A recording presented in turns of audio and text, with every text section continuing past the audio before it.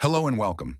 Today we delve into a moment of aviation history that reveals how technological innovation changed the face of aerial combat forever.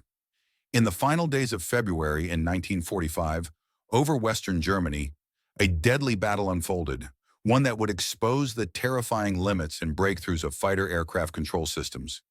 Imagine a German pilot at nearly 400 miles per hour fighting to command his plane as it refuses to respond, its control surfaces frozen by forces it should have tamed.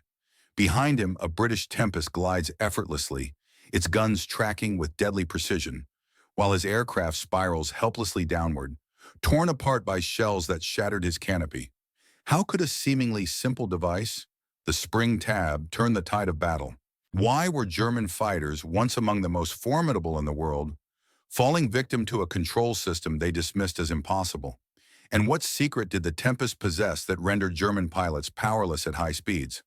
The central question remains, how did a small mechanical innovation, one that manipulated aerodynamic forces, transform high-speed dogfights into a brutal game of lethal precision? In this video, we will uncover the shocking truth behind this technological revolution, separating myth from reality and revealing the deadly impact it had on the skies of Europe. The most gripping part: the story is just beginning. Now let's explore how the spring tab system redefined aerial combat and doomed the once invincible German fighters to obsolescence. Starting right now. In the waning days of February in the year 1945, in the heart of Western Germany, the air was thick with tension and the ominous hum of warplanes. It was precisely 400 hours just past mid-morning when Lieutenant Heinrich Roth, piloting a formidable Focke-Wulf FW190, found himself caught in a perilous situation that would come to exemplify the deadly consequences of technological innovation in aerial combat. With a fierce grip, Roth thrust his control stick sharply to the right at a staggering speed of 400 miles per hour, feeling the intense strain ripple through the muscles in his arm as he attempted to command his aircraft. Despite his effort, the stick responded with only a faint, almost negligible movement, a mere centimeter at best, highlighting a critical malfunction that would prove catastrophic. The aircraft Roth was flying, a highly capable Focke-Wulf FW190, was suddenly refusing to obey his commands. Its ailerons, the primary control surfaces responsible for rolling and lateral movements, had become virtually immobile under the extreme forces at play. Behind him, a British Hawker Tempest hovered effortlessly into a firing position, its 420mm cannons already tracking directly toward his cockpit. The stark disparity between the two aircraft's maneuvers was impossible to ignore.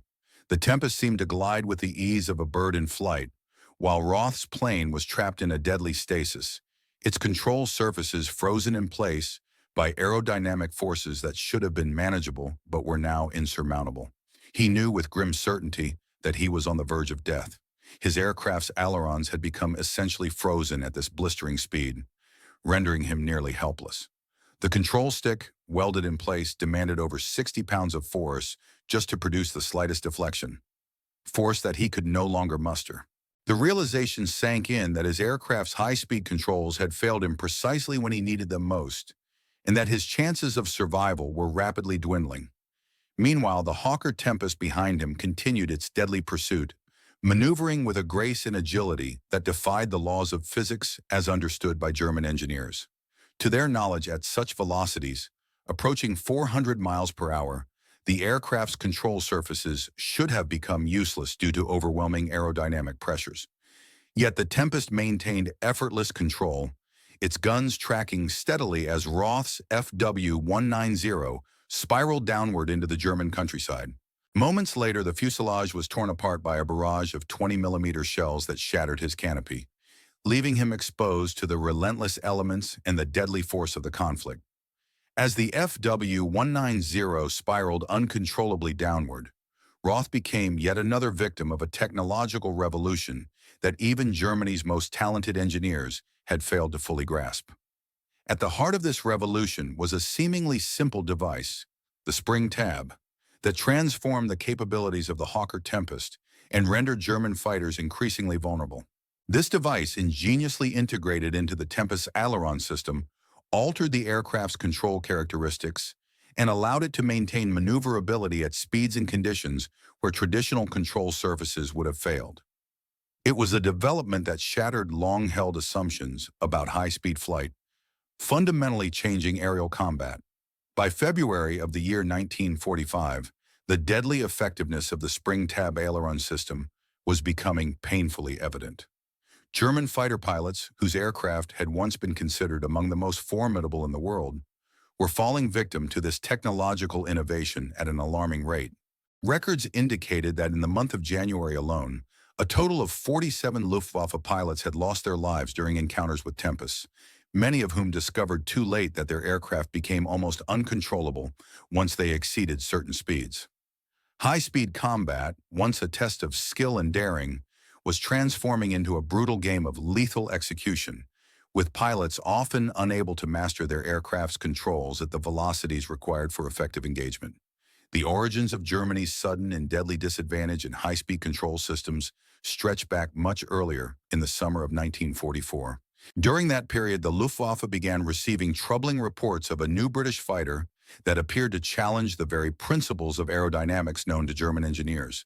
These reports described aircraft that maintained full aileron control at speeds where the German Messerschmitt BF109 and Focke-Wulf FW190 were rendered nearly uncontrollable, their control forces becoming so intense that pilots could barely move their sticks.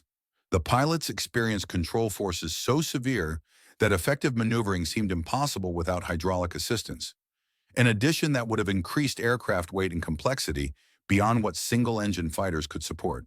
Major Wilhelm Steinmann, commanding a pair of Gruppen within Jagdgeschwader 26, dismissed these early reports as exaggerated or the result of pilot error. He insisted that no aircraft could possibly sustain lightweight control forces at speeds exceeding 400 miles per hour because the intense aerodynamic pressures at such velocities would require large control surface depth, a level of physical effort impossible for most pilots to sustain in earlier aircraft. This innovative control system essentially transformed the flying experience at extreme velocities, giving British pilots a decisive advantage.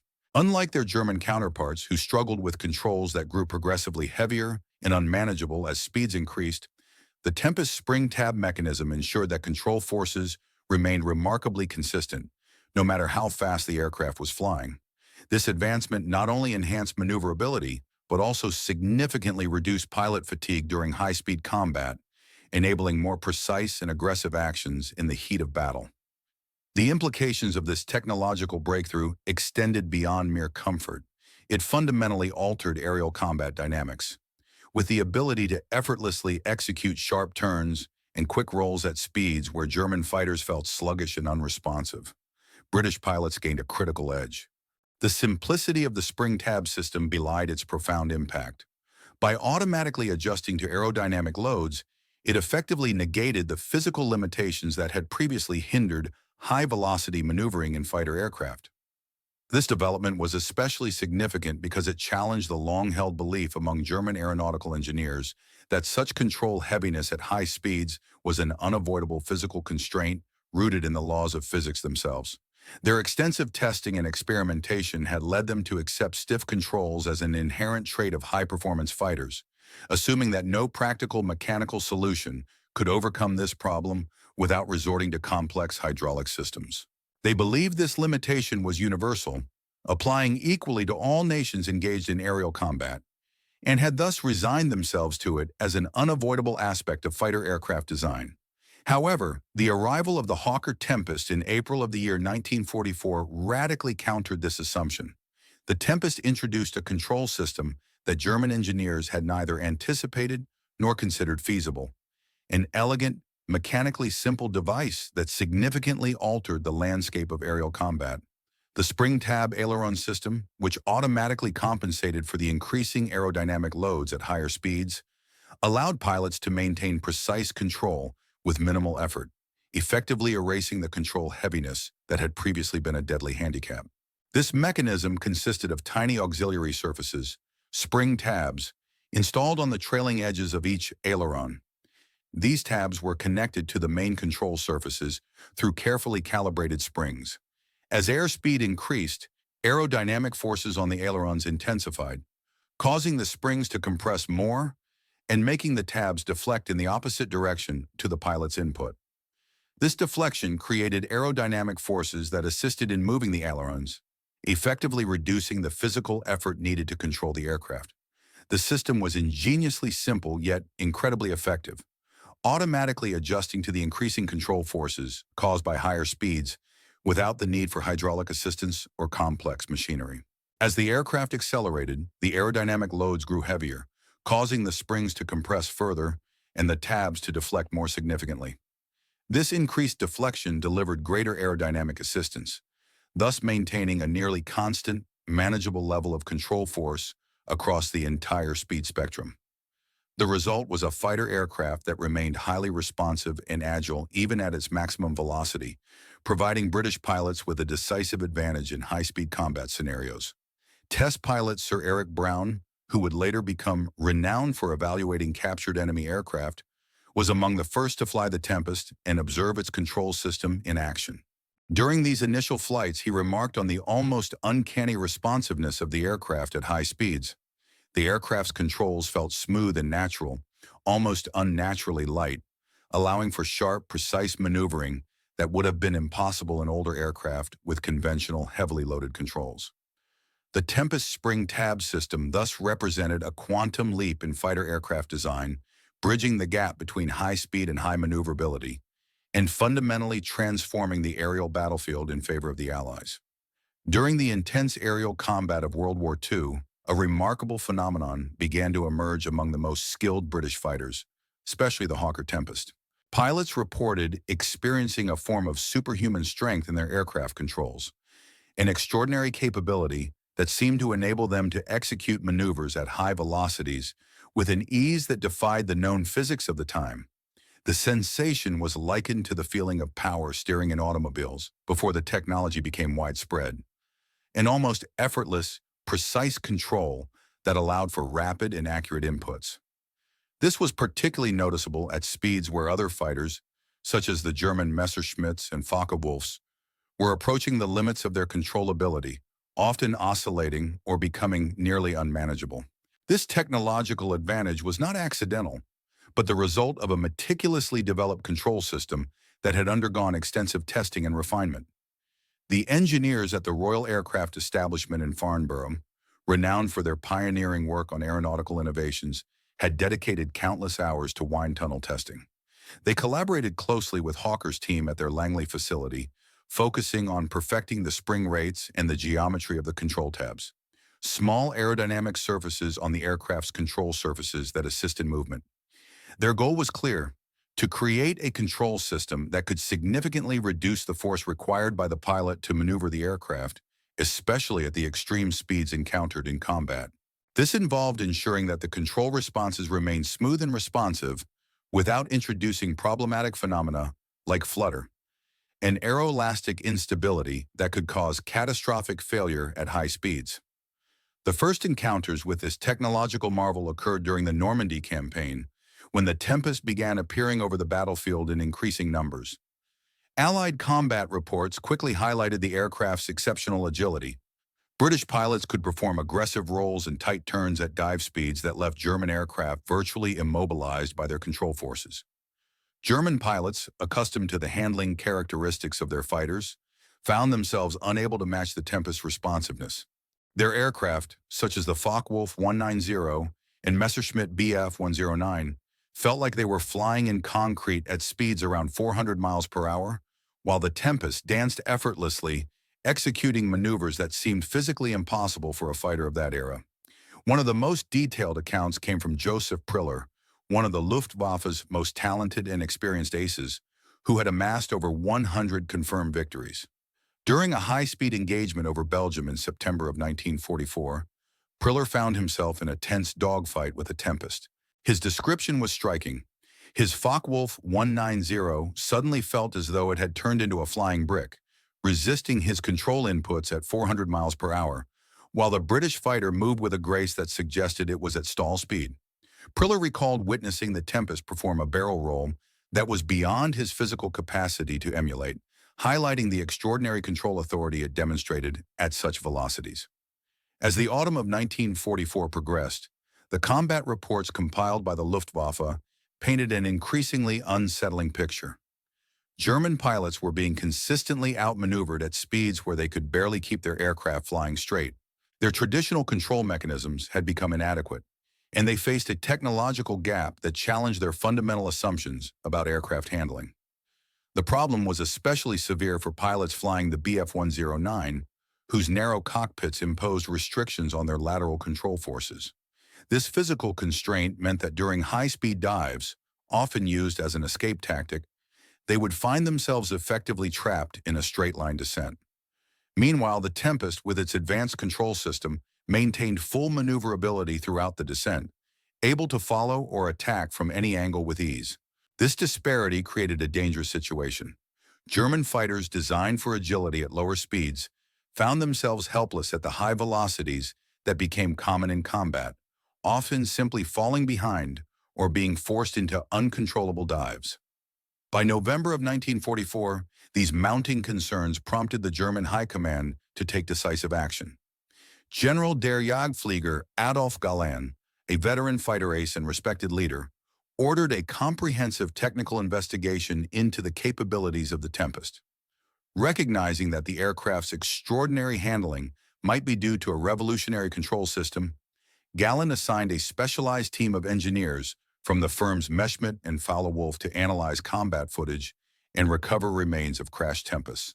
Their mission was to uncover the secret behind the British fighters' seemingly superhuman control at high speeds, something that the Luftwaffe's own aircraft had struggled to match. Initially, the engineers pursued the wrong hypothesis, assuming that the Tempest's performance enhancements arose from some form of hydraulic booster or a groundbreaking aerodynamic design. They examined the wreckage and footage, looking for evidence of complex systems that could provide such an advantage. However, they failed to realize that the key lay in a relatively simple mechanical device, a trim tab, visible in the wreckage but dismissed as an ordinary component. It was only after thorough examination and analysis that during a tumultuous period marked by aerial battles and technological surprises, a significant discovery was made near Rain Airfield, where a Tempest aircraft was forced to make an emergency landing. This incident led to an unprecedented revelation about the true capabilities of the aircraft's control systems. Engineers, upon inspecting the downed aircraft, uncovered the underlying mechanism known as the spring tab system, a seemingly simple mechanical device that, to their astonishment, dramatically enhanced the aircraft's maneuverability. As they delved deeper into its function, they gradually realized that this straightforward yet ingenious mechanism effectively tackled a long-standing control problem that had been responsible for the loss of many German pilots over recent months. The engineers, overseen by Dr. Friedrich Zimmermann of the Deutsche Versuchsanstalt für Luftfahrt, initially could not accept that such a rudimentary mechanical system might be responsible for such substantial improvements in aircraft handling. Skeptical at first, they hurriedly conducted calculations to verify the system's effectiveness, which confirmed with growing alarm that the spring tab mechanism could reduce the control forces required by the pilot by as much as 70% at the aircraft's highest velocities. This revelation indicated that the aircraft could be flown with far less physical strain, even at speeds where control had previously been marginal or impossible. In a detailed report submitted to the Air Ministry, Dr. Zimmermann emphasized the gravity of this discovery. The report starkly outlined that the enemy had equipped their latest fighters with a control system that conferred advantages previously thought unattainable in aerial combat. For the first time, pilots could maintain full responsiveness and agility at speeds that would have rendered German fighters almost uncontrollable. Zimmermann warned that retrofitting similar systems to existing German aircraft would be an extensive and time-consuming process, involving comprehensive redesigns and extensive flight testing. Such modifications could take months or even years to implement thoroughly. The impact of this intelligence quickly rippled through the headquarters of the Luftwaffe.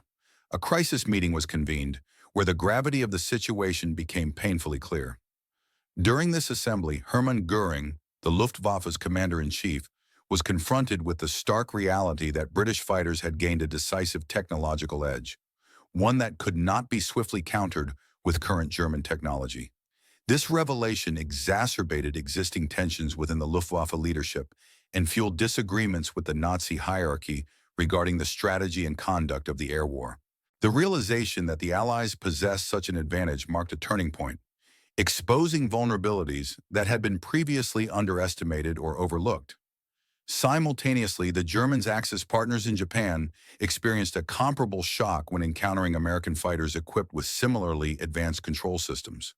Japanese pilots from the Imperial Japanese Army Air Force discovered that their fighters, which relied heavily on manual control, became nearly unmanageable at high speeds.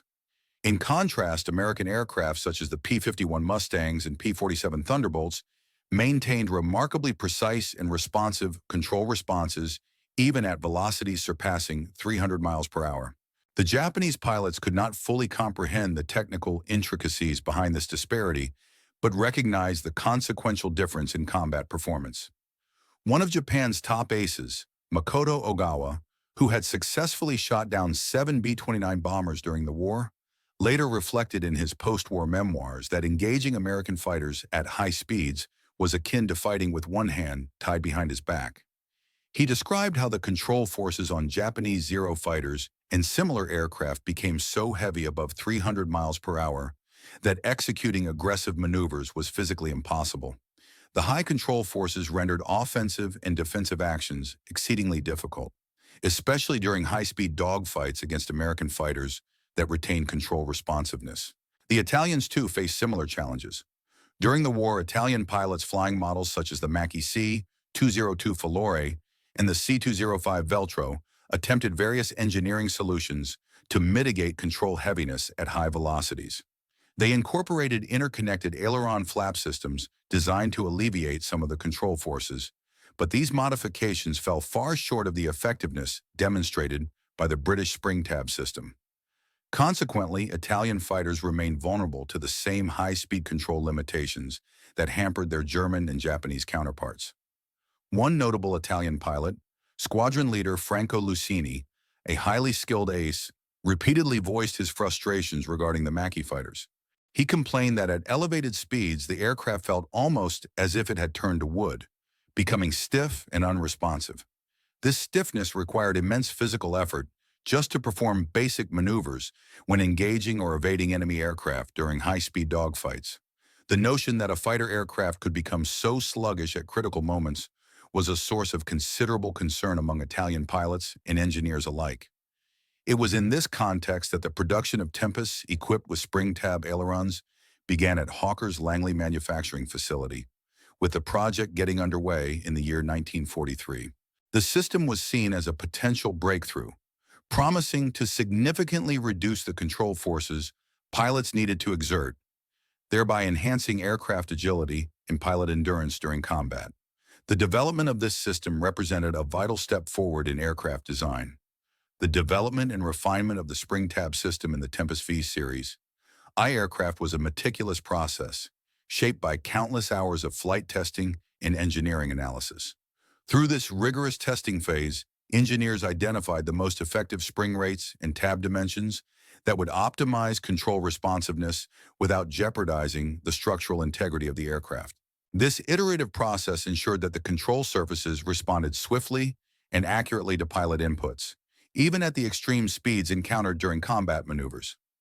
The initial production run of the Tempest V series, I saw the implementation of this innovative spring tab mechanism across a batch of 100 aircraft. These aircraft, equipped with the spring tab system, represented a significant leap forward in fighter control technology.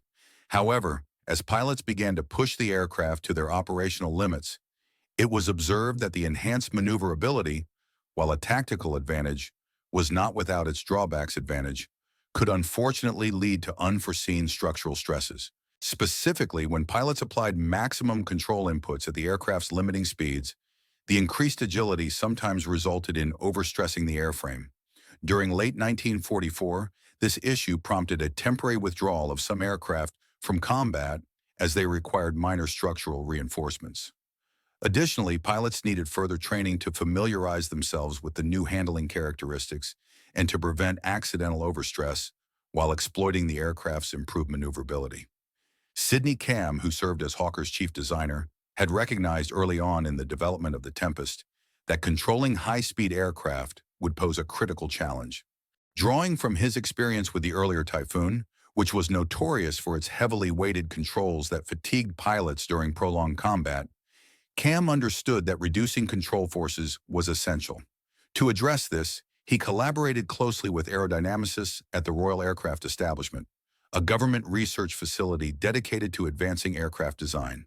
Their joint efforts culminated in the creation of the spring tab system, a solution that balanced control effectiveness with simplicity and reliability. Unlike hydraulic systems, which added weight and complexity, the spring tab offered a lightweight and mechanically straightforward alternative that effectively reduced control forces without compromising aircraft performance or adding undue maintenance burdens. Building the spring tab-equipped ailerons was no small feat. The process demanded a level of precision and craftsmanship that was extraordinary for its time. Each spring mechanism needed to be calibrated meticulously, with individual testing of every aircraft to ensure that the tab responded correctly across the entire speed spectrum.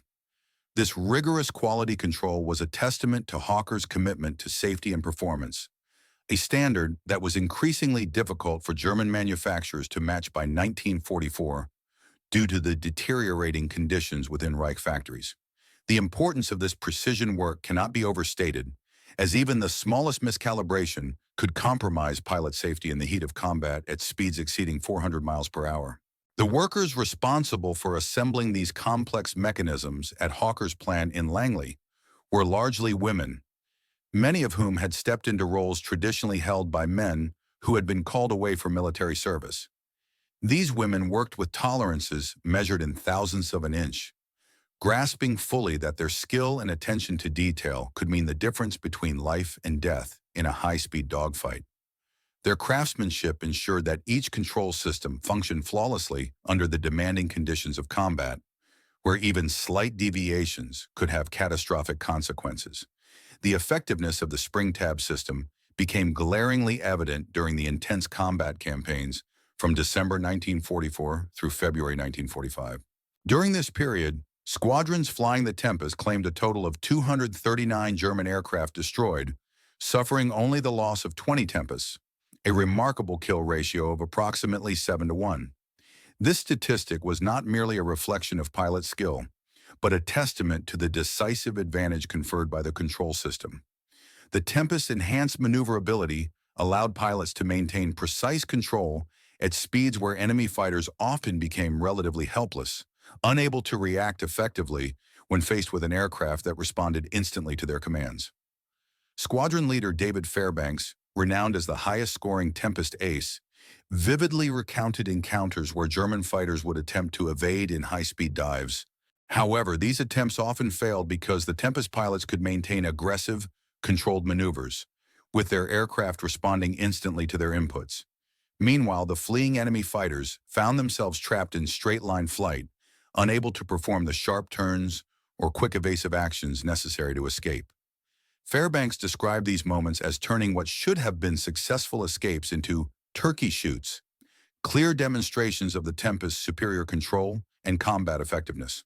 The psychological impact of this technological edge was deeply damaging to the morale of Luftwaffe pilots. They faced a sobering realization: their aircraft, no matter how skilled their pilots, suffered from a fundamental disadvantage. The inherent limitations in their control systems meant that despite their courage and expertise, they could not match the Tempest's responsiveness at high speeds. This created a crisis of confidence among Luftwaffe fighters, as they encountered Tempests regularly and struggled to adapt. The sense of helplessness grew, undermining their morale and willingness to engage in close combat. Further tipping in January of the year 1945, Bulligan, a seasoned veteran of the Jagasheer Squadron with over 100 combat missions to his name, wrote a poignant letter to his wife. In it, he expressed a profound sense of frustration and helplessness, describing their ongoing struggle against a rapidly advancing technological foe. He vividly recalled how they found themselves fighting with outdated weaponry, what he called yesterday's weapons, against the cutting edge, tomorrow's technology embodied by the swift and agile Tempest fighters.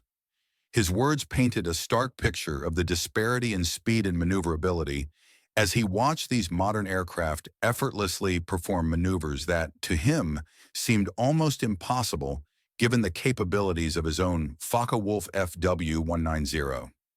The Tempest's ability to execute tight turns and high-speed pursuits at velocities where his own fighter felt sluggish and overloaded left him with a sinking feeling of vulnerability and obsolescence. The German aviation industry, faced with the urgent necessity of keeping pace with Allied advancements, endeavored to quickly develop comparable control systems. However, they encountered insurmountable hurdles rooted in the severe material shortages that plagued Germany during the final years of the war. The relentless bombing campaigns had dispersed factories and destroyed vital infrastructure, further complicating production efforts. Simultaneously, the loss of many experienced engineers, either killed on the front lines, taken prisoner by Allied forces, or diverted to other military duties, hampered progress significantly. As a result, the extensive redesign and rigorous testing required to implement new control technologies, such as the innovative spring tab system, became a logistical nightmare, practically impossible to accomplish within the limited time frame before the war ended. In some instances, a limited number of FW190D-13 variants were hurriedly fitted with hydraulic aileron booster systems as an emergency measure. Only a few of these aircraft saw service before the cessation of hostilities, and while they provided a temporary boost in control response, these modifications came with notable drawbacks. The added weight and increased mechanical complexity not only reduced overall performance, but also compromised flight stability in certain regimes, making these fighters less reliable and more cumbersome. Ultimately, these adaptations proved to be poor substitutes for the elegant simplicity and superior efficiency of the spring tab system, which allowed for more natural and effortless control at high speeds. The Luftwaffe's fighter force, which was already strained due to fuel shortages, inexperienced pilots, and a numerical deficit compared to the Allied air fleets, found their technological disadvantages in control systems to be yet another factor hastening their decline. As the war progressed, more pilots became cautious and increasingly reluctant to engage in high-speed dogfights, fully aware of the fatal risks involved when confronted with aircraft like the Tempest, which boasted vastly superior handling characteristics. This shift in tactics was exemplified by operations such as Boden-Platte on the 1st of January 1945, during which the Luftwaffe launched a massive surprise attack on Allied airfields. These daring strikes were partly motivated by a desperate need to destroy Allied fighters on the ground, recognizing that aerial combat at high speeds had become virtually suicidal for German pilots. The Tempest's enhanced control systems meant that engaging in extended combat in the air often resulted in certain defeat, forcing the Germans to seek alternative strategies. The advantage provided by the spring tab system extended well beyond mere combat effectiveness. Tempest pilots could adopt aggressive pursuit tactics that would have fatigued pilots in traditional fighters, who had to exert greater physical effort to maintain control during high-speed maneuvers. The spring tab's reduced control forces allowed pilots to sustain longer missions with less physical exhaustion, thereby maintaining peak mental and physical performance throughout extended sorties. Flight Lieutenant Pierre Klusterman of the 274 Squadron vividly recounted that after transitioning from the Spitfire to the Tempest, he immediately noticed a marked improvement in his endurance and control. He found himself able to fly twice as long before experiencing the debilitating arm and shoulder fatigue that previously limited his effectiveness in prolonged dogfights. According to him, the presence of spring tabs made control inputs feel almost effortless, like moving through the air itself, rather than pushing against a sluggish, resistance-heavy surface at combat velocities. After the war, extensive technical analysis was carried out at designated testing grounds in the United States, where captured German fighters were subjected to rigorous evaluation.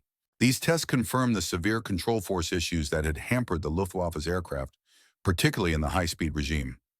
American test pilots expressed amazement that German pilots had achieved any success at all with fighters that posed such physical challenges at velocities exceeding 400 miles per hour, or approximately 641 kilometers per hour.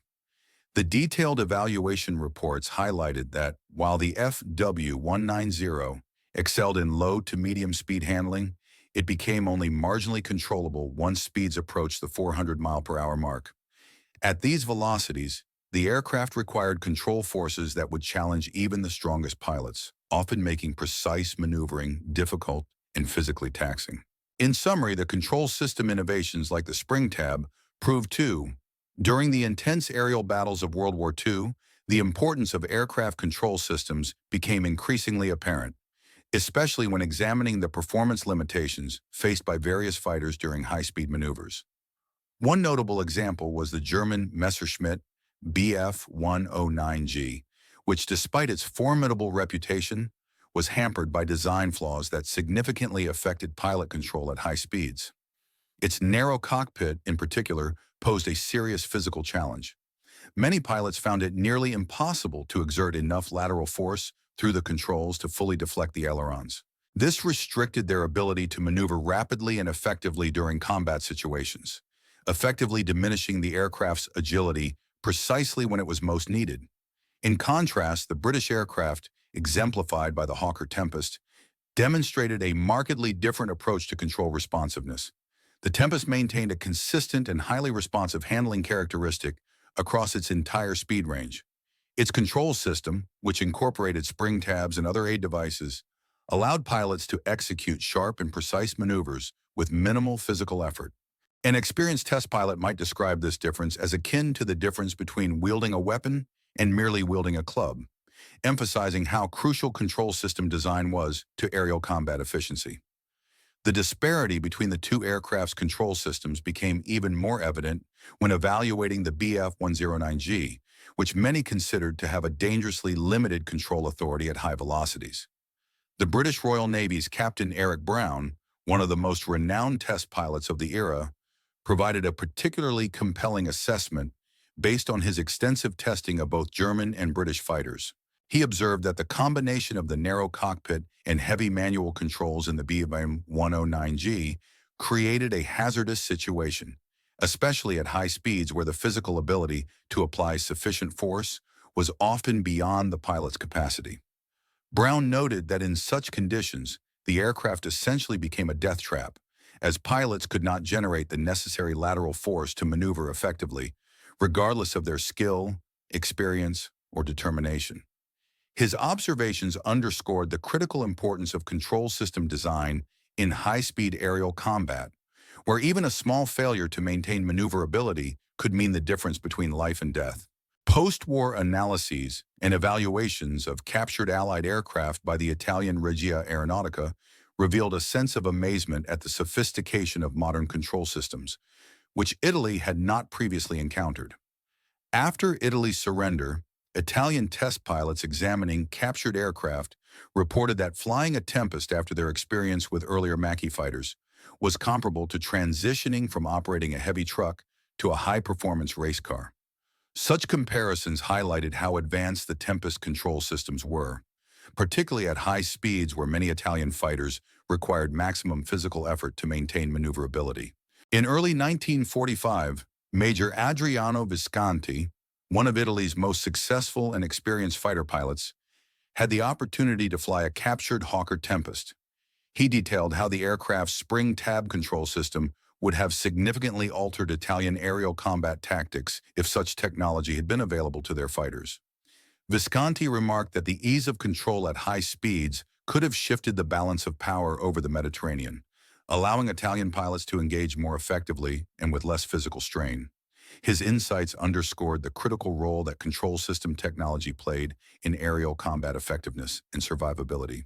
Despite their reputation for inventive aircraft designs, the Japanese military aviation industry did not succeed in developing effective solutions to the problem of maintaining control authority at high speeds. Their aircraft emphasized lightweight construction and exceptional maneuverability at lower speeds. But these design priorities left their fighters largely helpless during high-velocity engagements against American aircraft.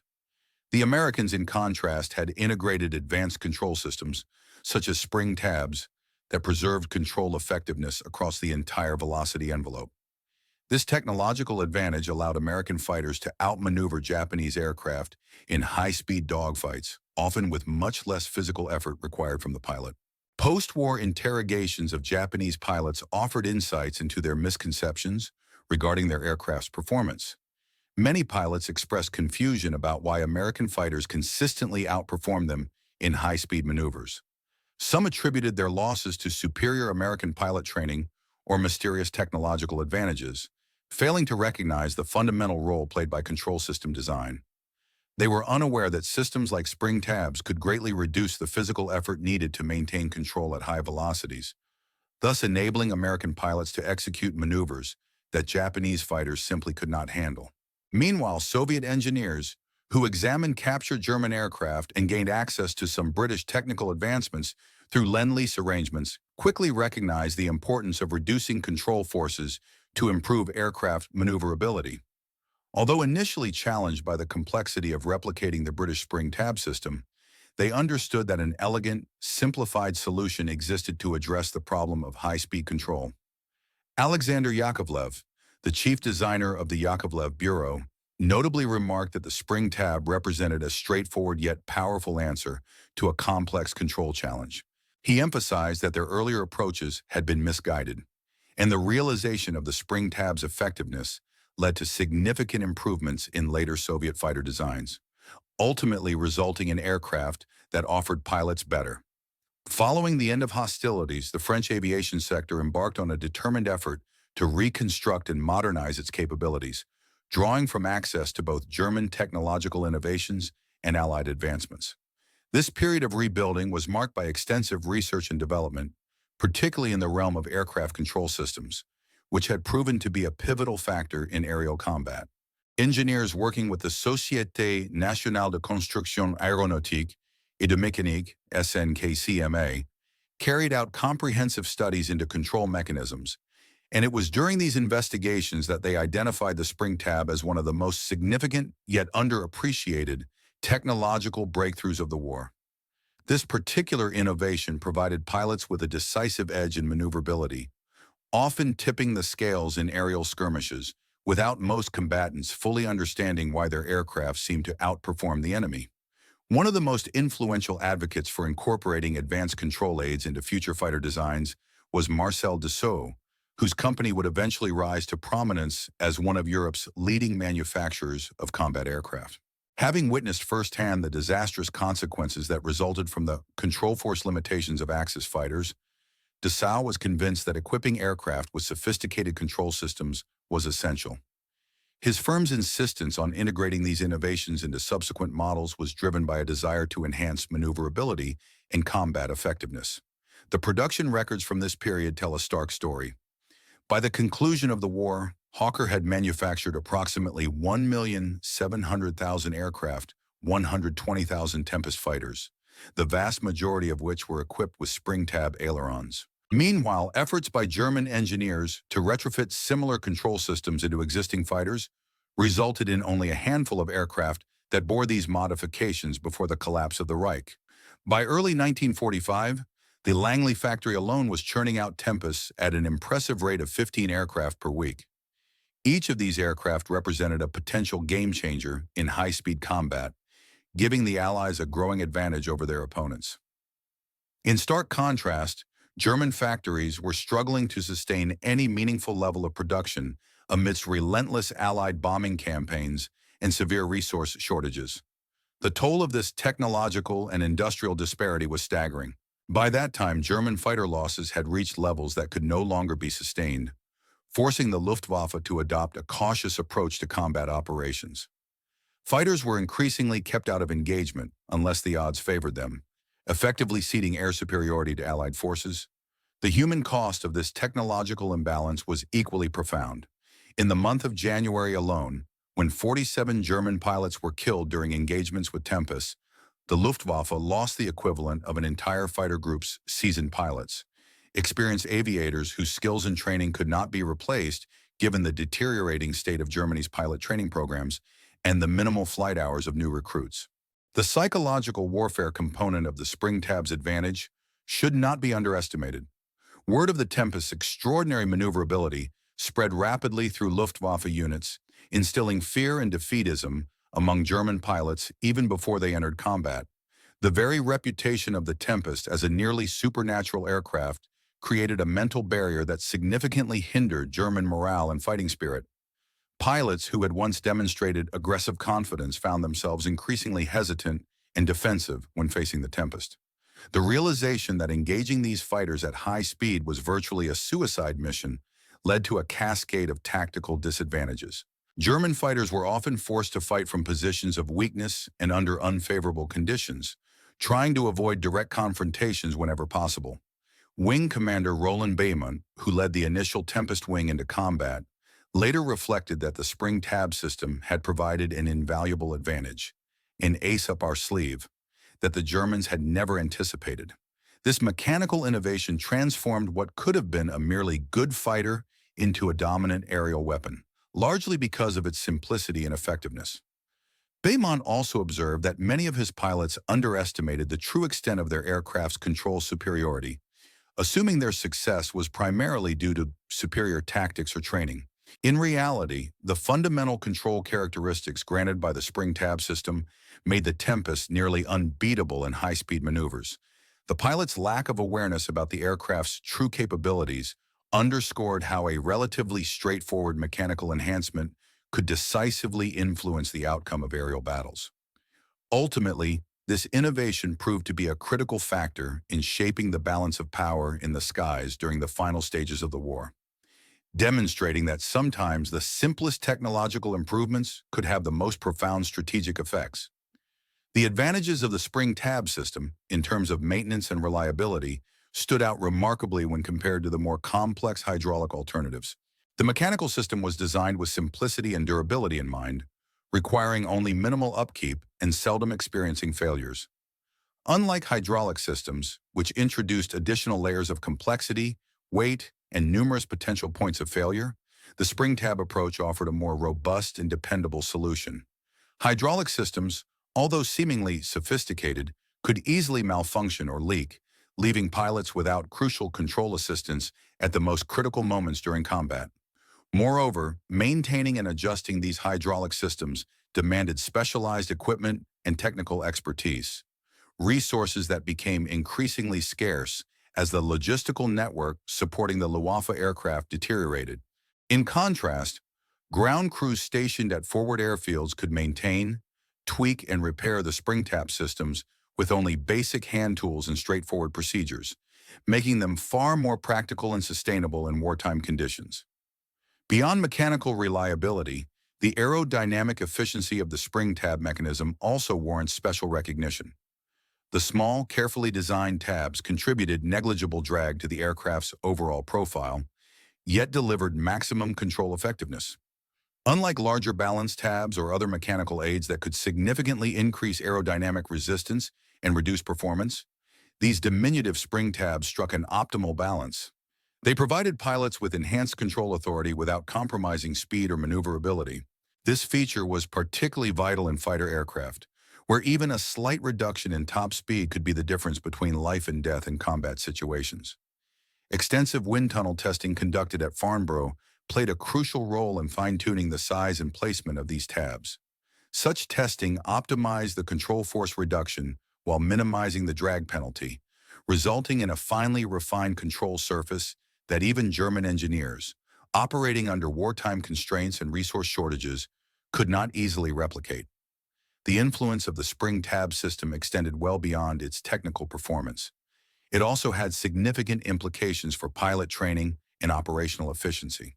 The reduced physical effort required to operate the aircraft meant that pilots needed less strenuous conditioning, allowing a broader demographic, including older or physically smaller individuals, to fly the Tempest effectively.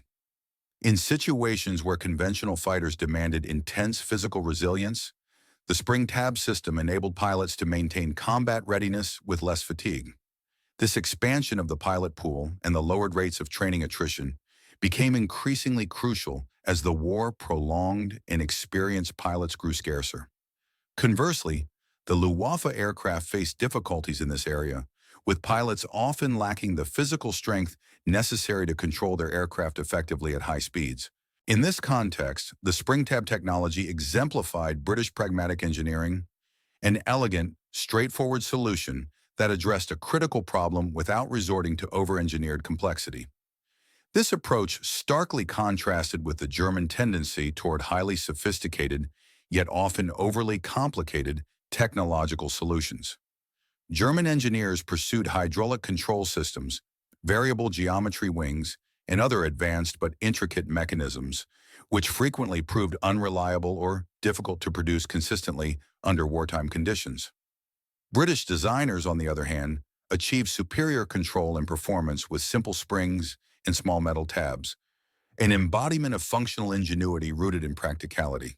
This fundamental philosophical difference in engineering approach not only influenced fighter aircraft design, but also had broader implications for the war effort. The simplicity and reliability of British solutions often translated into operational advantages, ensuring sustained performance even amidst resource shortages and manufacturing constraints. The post-war analysis conducted by the United States Strategic Bombing Survey underscored the long-term strategic significance of technological innovations like the spring tab system. Such advancements had effects that extended far beyond the immediate battlefield performance. They contributed cumulatively to undermining German morale, as the Allies' technological edge became evident through continued superiority in control and reliability. The survey highlighted that German pilots and engineers, once assuming a rough parity with Allied technology, began to recognize that the Third Reich was falling behind in critical technological domains. This recognition fostered a sense of vulnerability and contributed to the erosion of morale within German forces. The report concluded that the technological gaps, exemplified by innovations like the spring tab, were instrumental in shaping the overall outcome of the war, influencing strategic perceptions and psychological resilience on both sides. In summary, the spring tab system represented a paradigm of effective, pragmatic engineering, achieving high-performance control enhancement with minimal complexity and maintenance demands.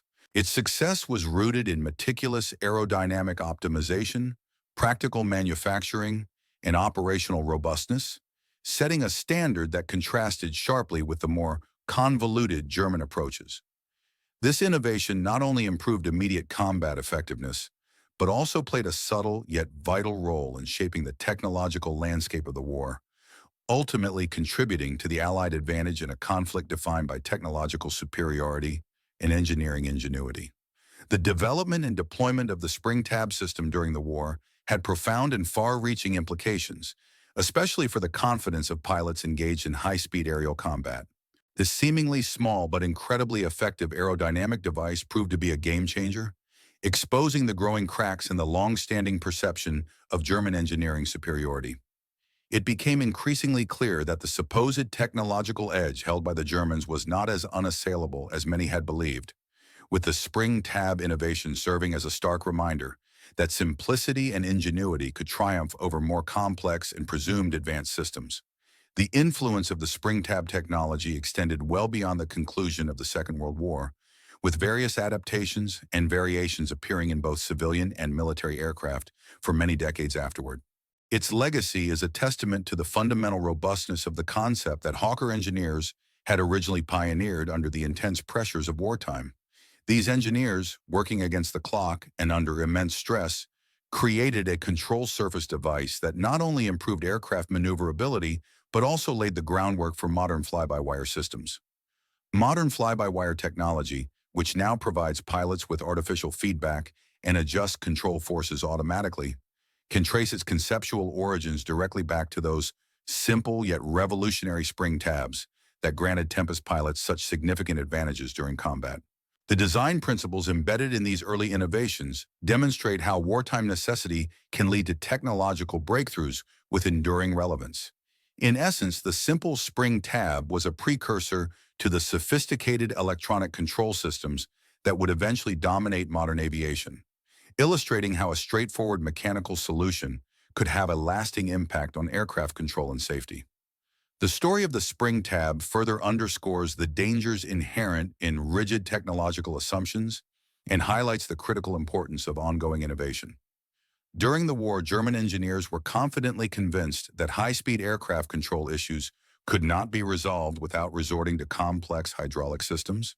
Their certainty blinded them to the possibility of simpler, more effective solutions, which the Allies, including Hawker with their spring tab design, had already begun to exploit. This oversight proved to be a costly mistake, as it deprived German pilots of a critical advantage in aerial combat. This technological blind spot resulted in the tragic loss of hundreds of German pilots' lives and hampered the Luftwaffe's ability to challenge Allied air dominance in the final months of the war. It vividly illustrates how the neglect of a single, seemingly minor innovation can have strategic consequences of immense scale. Personal accounts from German pilots who narrowly escaped encounters with Tempests offer visceral and harrowing testimonies of the terror experienced when suddenly rendered helpless at high speeds.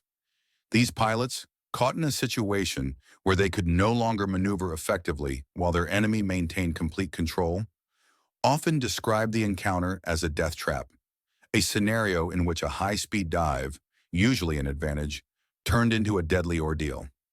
One such account comes from Officer Wilhelm Hoffmann, who survived being shot down by a Tempest in February of 1945.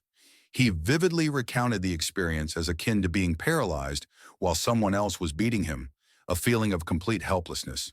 Hoffmann's aircraft, a BF109G, had become completely unresponsive at around 400 miles per hour, while the Tempest behind him moved with a ballet-like grace, seemingly dancing through the air. Such testimonies underscore the critical importance of control surface technology and how advancements like the spring tab could decisively influence aerial combat outcomes. The industrial archaeology of the Hawker Langley factory, although largely obliterated by post-war development, provides valuable evidence of the precision manufacturing required to produce these essential components.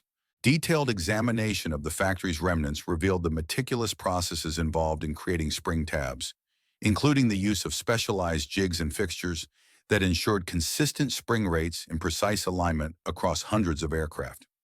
The importance placed on quality control was emphasized by workers' memoirs, which describe management's strict focus on even the smallest tolerances.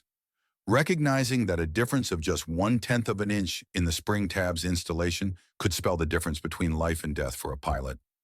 This recognition underscored the fact that spring tabs were not merely simple, auxiliary parts, but vital, life-saving components that could greatly influence the outcome of aerial battles. During the war, the secret nature of this technology was heavily guarded, with Allied pilots and intelligence officers often unaware of the true extent of its significance. To protect its strategic advantage, squadron intelligence officers were instructed to describe the system in vague, nonspecific terms if captured, thus safeguarding the knowledge that provided such a decisive edge in combat. Despite the Allied efforts to gather detailed technical intelligence on the aircraft of the Axis powers, including through espionage and reconnaissance, German intelligence services never fully appreciated the importance of the spring tab system. Their failure to understand the revolutionary nature of this simple aerodynamic innovation meant that they were often caught unprepared for the capabilities it conferred upon Allied aircraft, further illustrating how the underestimation of seemingly minor technological advances can have profound strategic consequences. In summary, the story of the spring tab system reveals much about the nature of technological innovation in wartime, the importance throughout the course of World War II, the development and implementation of control systems in military aircraft played an increasingly critical role in determining the outcomes of aerial engagements. One particular innovation, known as the spring tab system, was designed to ease the pilot's workload by providing more responsive and manageable control forces during flight maneuvers. However, despite its potential, the advantages conferred by the spring tab were not fully understood or appreciated until it was far too late. After numerous aircraft had already been lost or damaged during combat due to control issues that could have been mitigated with earlier recognition and adoption of the technology. The impact of such technological disparities extended beyond the immediate battlefield consequences. For example, the Luftwaffe aircraft, which suffered from control system deficiencies, was compelled to divert precious resources toward emergency countermeasures. These emergency solutions included the installation of hydraulic boost systems, which, while offering some relief, represented a temporary fix rather than a comprehensive solution. Such resources, instead of being invested in designing better aircraft or training more pilots, both of which could have enhanced operational effectiveness, were diverted to patchwork adjustments that ultimately fell short of ideal. The hidden cost of this technological lag manifested in the considerable man-hours spent by engineers and mechanics in attempts to counteract the deficiencies of the control system advantage held by enemy aircraft equipped with the spring tab. These efforts drained vital resources from the German war effort, which was already stretched thin as every available asset was deemed crucial for the survival of the Reich. The recognition of the spring tab's significance only gradually crept into post-war historical analyses, which often tended to focus on more glamorous innovations such as jet engines or radar systems. Consequently, the mechanical simplicity and strategic importance of the spring tab, a seemingly minor device that provided decisive advantages in traditional dogfights, were initially overlooked.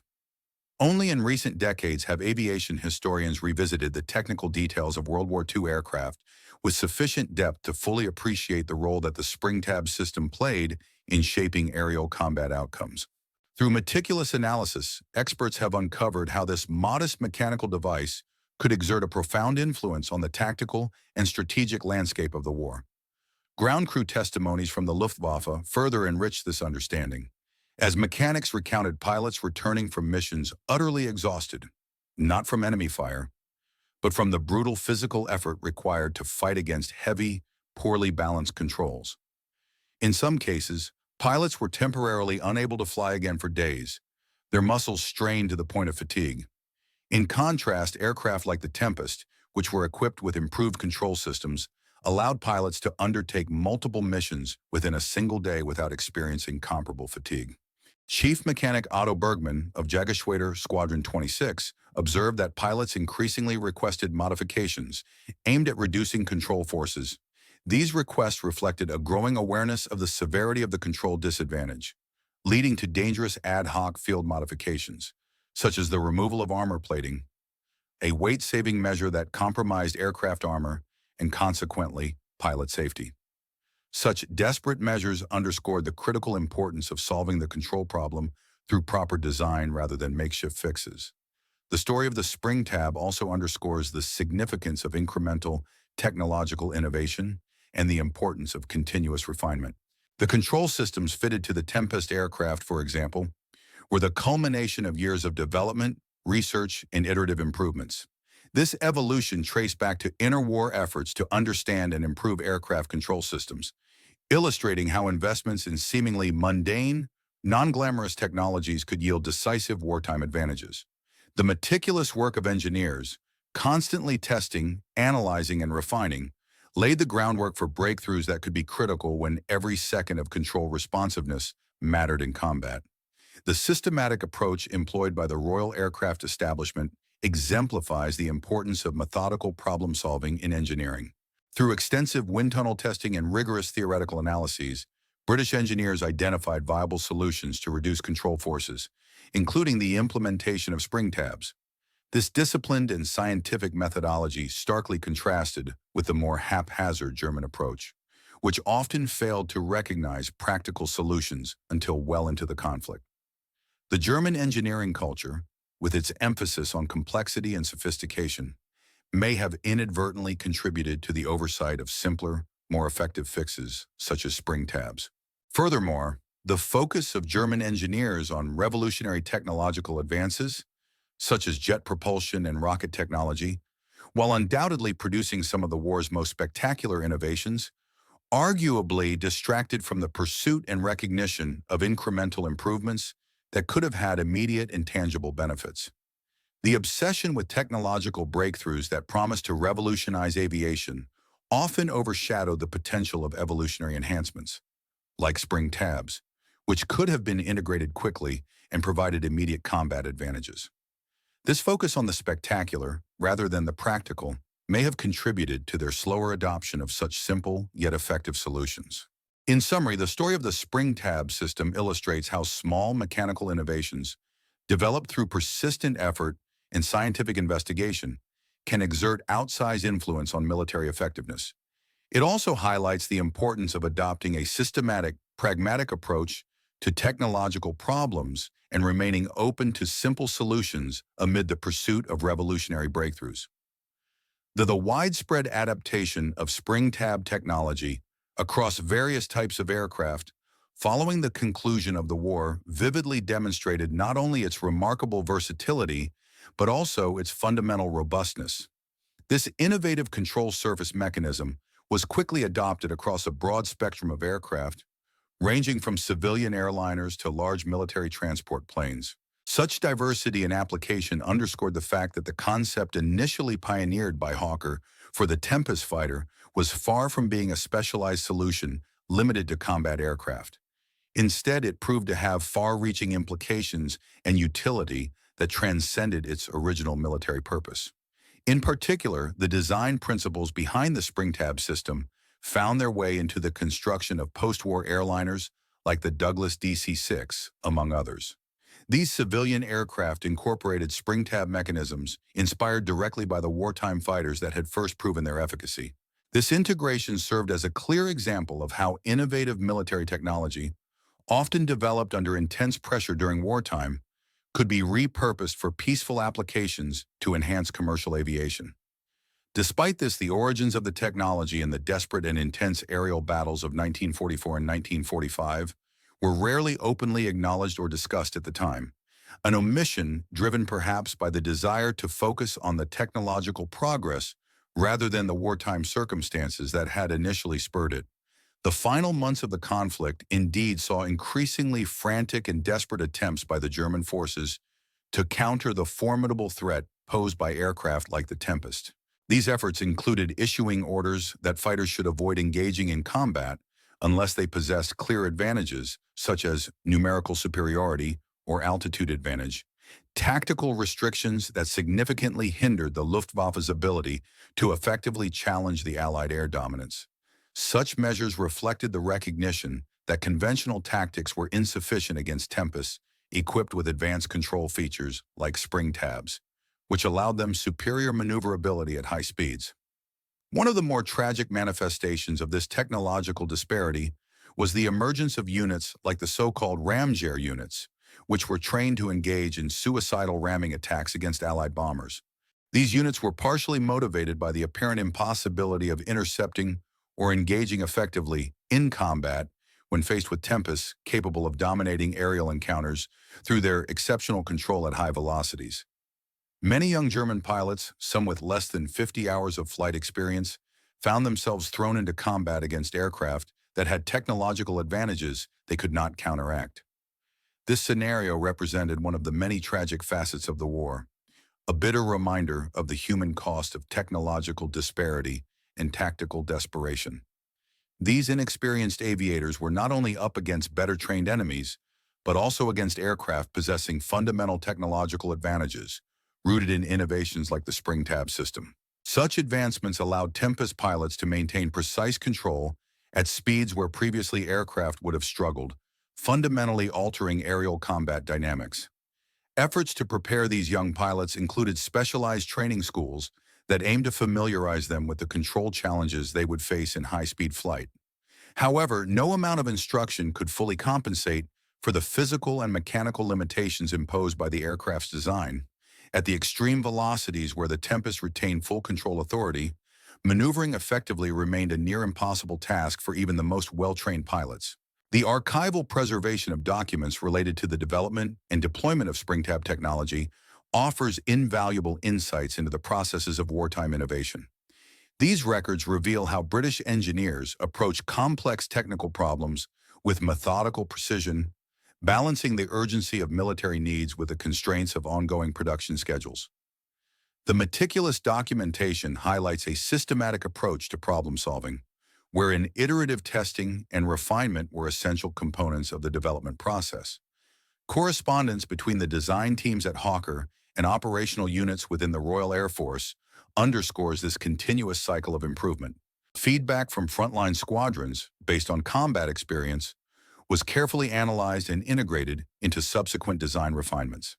This iterative process of development and adaptation stood in stark contrast to the German aircraft manufacturers, who, by the deterioration of their communication and command structures during the later stages of the war, were increasingly isolated from the practical realities of combat operations. Consequently, their ability to adapt and optimize control systems like the spring tab was severely limited. The crucial role of test pilots in perfecting the spring tab system cannot be overstated. Experienced men like Bill Humble and Philip Lucas undertook perilous test flights, often pushing aircraft to the very edges of their flight envelopes to determine the most effective spring rates and tab configurations. Their courageous and systematic efforts supplied the critical data needed to refine the control system, ultimately resulting in a design that provided the Tempest with decisive advantages during combat engagements. Their detailed reports, preserved within military archives, reveal a disciplined and scientific approach to solving complex aerodynamic and control challenges. By testing dozens of configurations, they eventually arrived at an optimal setup that significantly enhanced the aircraft's maneuverability and combat effectiveness. Following the war, the technology of spring tabs did not fade into obscurity.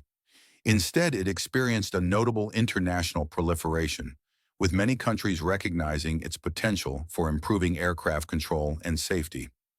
The knowledge and expertise gained during the wartime development of the spring tab system laid the groundwork for widespread adoption beyond Britain, influencing aircraft design principles across. During the tumultuous years of conflict, a remarkable phenomenon unfolded. Former enemies found common ground, sharing vital technological insights that transcended wartime hostilities and laid the groundwork for future advancements in aviation. This unexpected collaboration demonstrated vividly how military innovation could surpass national borders, fostering a spirit of cooperation aimed at the collective progress of global aviation technology. German engineers who had previously struggled to grasp the intricacies of spring tab mechanisms amidst the chaos of war later played a significant role in the development of the spring tab mechanism role in refining and adapting these systems for civilian aviation purposes. Their contributions highlighted a powerful truth. Even adversaries once locked in combat could unite in peacetime efforts to push the boundaries of technological development, ultimately benefiting all mankind. A detailed statistical analysis comparing combat results between the British Tempest fighters and their German adversaries provides solid, quantitative proof of the spring tab's decisive advantage in aerial combat. Records from numerous engagements reveal a consistent trend. The Tempests, equipped with this innovative control surface, maintained favorable exchange ratios even when faced with numerically superior German fighters. This advantage was especially pronounced during high-speed dogfights, where the difference in control system performance became most evident. These encounters clearly demonstrated that technological superiority could tilt the balance of air-to-air combat, often allowing a single Tempest pilot to outperform multiple enemy fighters that struggled with maneuverability at high velocities. The fundamental principles of aerial combat, which traditionally favored the side with greater numbers, were fundamentally challenged by the introduction of advanced control surface technology, such as the spring tab. This small but crucial aerodynamic device enabled a single aircraft to effectively engage and dominate multiple opponents that at combat speeds found their maneuvering capabilities severely limited. The metallurgical demands for manufacturing reliable spring tabs, particularly the springs themselves, were exacting. These components had to maintain precise, consistent characteristics across a wide temperature spectrum and endure millions of compression cycles without failure. The British industrial sector, with its robust metallurgical expertise and manufacturing infrastructure, proved superior in producing such high-performance components, giving the Allies a technological edge that German industry, strained by war losses and resource shortages, found increasingly difficult to match. Germany's dwindling access to high-quality raw materials and the mounting destruction of essential manufacturing facilities further compounded their difficulties. Producing the specialized steel alloys necessary for dependable spring tab springs became progressively more challenging, deepening the technological disparity between the two nations. This metallurgical struggle translated directly into a tactical and strategic advantage for Allied forces, as the reliability of spring tab systems directly influenced pilot confidence and combat effectiveness. The psychological impact of knowing that their aircraft possessed superior high-speed control often caused German fighters to avoid certain tactical scenarios altogether. This fear of losing control at critical moments forced them to retreat from aggressive combat maneuvers thereby ceding tactical initiative to the Allies and shaping the broader course of aerial engagements. The inability of German pilots to carry out their favored high-speed slashing attacks, an essential tactic employed by the Luftwaffe, removed a powerful offensive tool from their arsenal. Instead, they found themselves pressed into disadvantageous turning battles, which were less suited for their aircraft's strengths and more vulnerable to the Tempest's technological edge. Limited fuel supplies and the necessity for fuel-efficient flight further constrained their options, often leading to situations where numerical inferiority and operational fatigue decided the outcome. The extensive documentation of spring tab technology and technical manuals and training materials offers a window into how complex engineering concepts were communicated effectively. These materials carefully explain the capabilities and limitations of the systems, making sophisticated aerodynamic principles accessible to pilots and ground crew members without requiring extensive technical backgrounds. To facilitate understanding across a diverse personnel base, the educational materials utilized simplified explanations and visual diagrams that encapsulated the core principles of spring tab operation. This pedagogical approach was remarkably effective, ensuring that personnel could grasp the essential functions and advantages of the technology, thereby enabling its efficient integration into combat tactics. A comparative review of alternative methods for reducing control forces, developed and tested throughout the war, reveals that the spring tab system struck the optimal balance among effectiveness, simplicity, durability, and ease of manufacturing. These qualities explain why the spring tab design ultimately succeeded where other approaches had faltered. Throughout the war, Germany experimented with a variety of aerodynamic balancing devices, from basic balance tabs to more complex control surface modifications. Despite these efforts, none matched the spring tab's combination of aerodynamic efficiency, reliability, and manufacturability, which allowed it to become a vital component in the British aircraft control systems. These experimental pursuits underscored the importance of a holistic approach to control surface design, one that prioritized not only aerodynamic performance, but also ease of production and durability under combat conditions. The success of the spring tab in practical combat scenarios ultimately cemented its place as a pivotal technological innovation, illustrating how meticulous engineering and strategic foresight could turn small aerodynamic devices into decisive factors in aerial warfare. The evaluation of RVO, reversible variable offset, tabs integrated with hydraulic boosting systems, revealed an intriguing insight. Although numerous solutions could theoretically be devised to improve aircraft control, it was ultimately the spring tab design that stood out as the only option capable of embodying all the essential features required for effective deployment during wartime conditions. This specific configuration managed to combine simplicity, reliability, and the ability to provide the necessary aerodynamic advantages, making it the preferred choice for practical implementation under the intense pressures of combat scenarios. Historical evidence gathered from the recovery and detailed analysis of crashed aircraft indicates that German technical intelligence agencies had become aware of the existence and potential of spring tabs by the end of the year 1944. Despite this awareness, their understanding of the device's full technical significance remained superficial, and they failed to appreciate the critical role these components played in aircraft maneuverability and control. As a consequence, they did not develop or implement effective countermeasures in a timely manner, which could have potentially altered tactical or strategic outcomes during the final phases of the war. Furthermore, the intelligence reports circulating within German circles, which described the devices simply as modified trim tabs, demonstrated a fundamental misunderstanding of their true function and importance. Such mischaracterizations reflected a lack of in-depth technical insight and a failure to recognize that these components were far more sophisticated than ordinary trim tabs, serving not only as control surfaces, but also as vital aerodynamic devices capable of significantly enhancing aircraft responsiveness and stability. This critical oversight in technical analysis proved costly for the Luftwaffe, as it hindered their ability to counteract or exploit these innovations effectively, ultimately contributing to their strategic disadvantages during the concluding months of the conflict. In essence, this lapse in technical comprehension and the failure to adapt appropriately to emerging technological advancements underscore the importance of precise intelligence and thorough analysis. Had the German forces appreciated the true potential and operational significance of springtabs earlier, they might have devised more effective strategies or developed countermeasures that could have influenced the course of aerial combat during that tumultuous period.